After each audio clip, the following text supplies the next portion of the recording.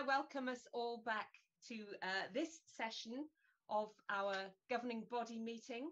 So we are on item number 18, and this is an update on our climate emergency debate that we had at a previous governing body. So I'm delighted to pass over now for this session. And this is an update, so it is not a debate, but I'm sure that the whole point about it is to encourage us to ask questions of ourselves. And I'm sure that Becca and Ayub will be able to help set us on a path. So welcome to Reverend Rebecca Stevens, and a huge welcome to Ayub Khan. As a guest at a governing body, I would just remind you that we did agree that non-members have to be agreed to speak, and we absolutely wholeheartedly welcome you, Ayub, because we'd be delighted to hear from you. So thank you so much for coming, and I will hand over to you. Thank you for inviting me to speak at the governing body of Wales on the pressing issue of climate change.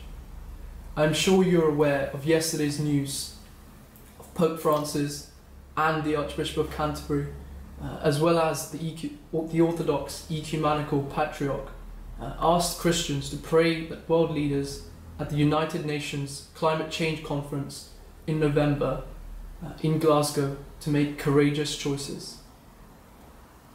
Whatever happens in the world in reference to climate change, people are either angry, disappointed, indifferent, or in denial. Positively angry would be someone like Greta Thunberg, and completely in denial would be the Donald Trumps of the world. I myself am not an angry activist, but a disappointed one.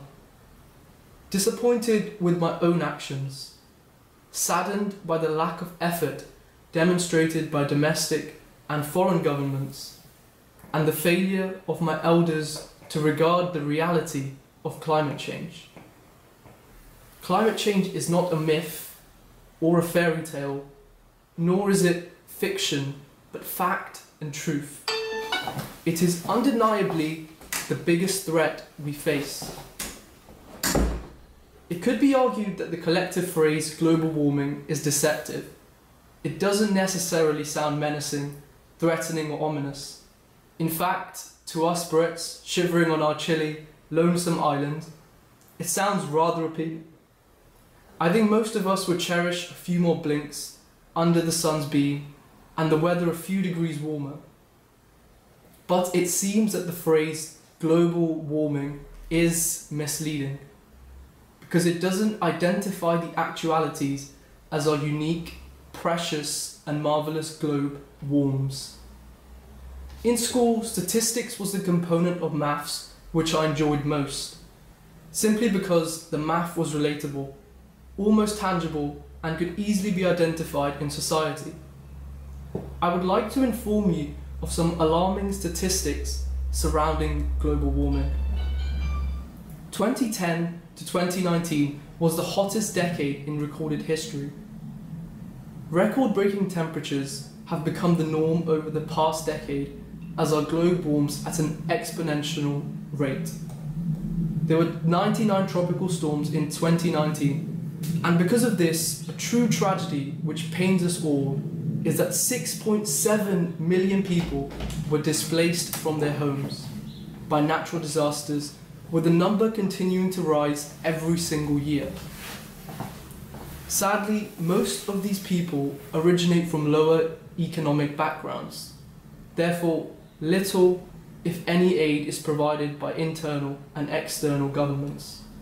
People are left homeless, penniless, and starving, rarely punished by their own mistakes, but by the actions of those in privileged circumstances, or those who plunder the earth for its resources, causing climate change. In this year alone, we have witnessed on our TV screens the record-breaking heat waves and devastating fires in Canada, North America, Australia, and Greece.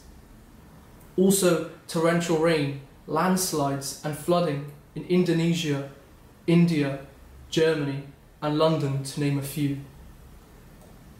Simultaneously, the climate issue is both the most straightforward and complicated issue humanity has ever faced.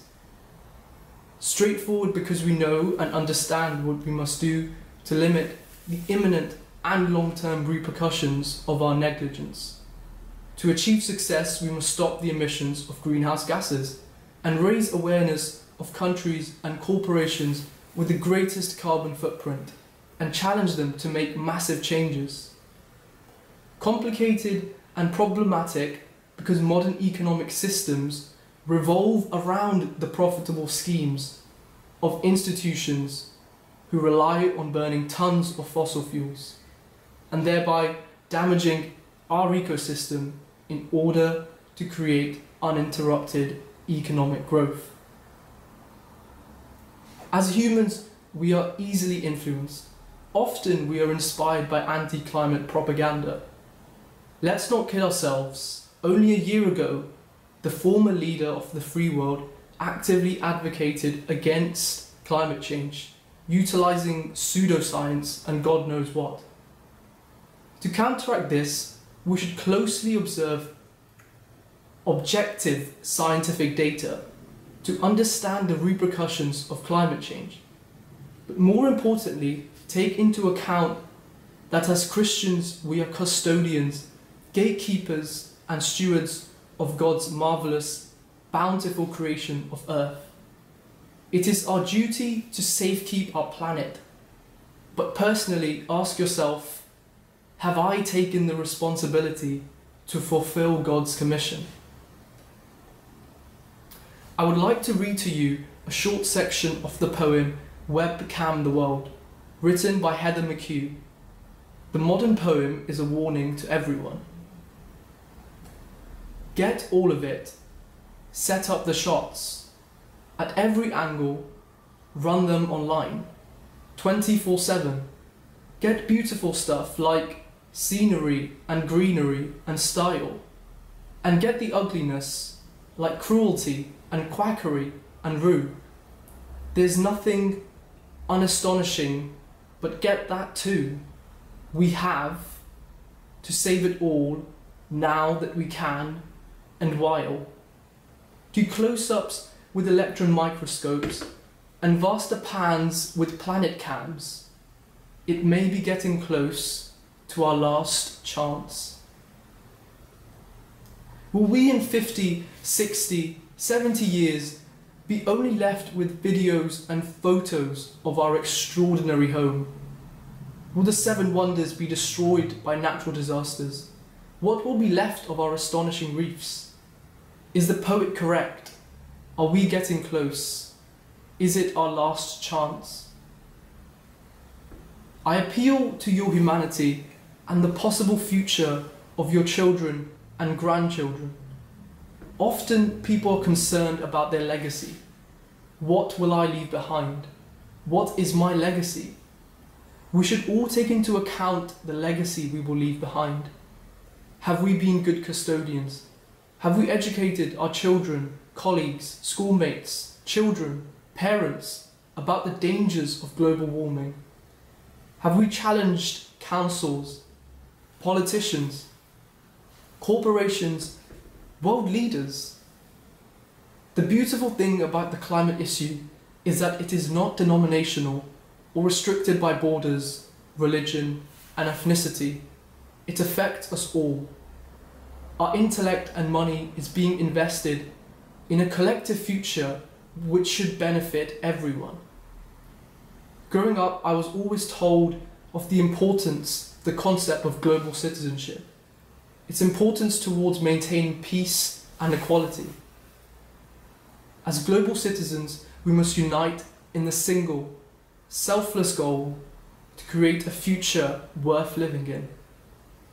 Let your legacy be left in the security and well-being of our planet. Thank you.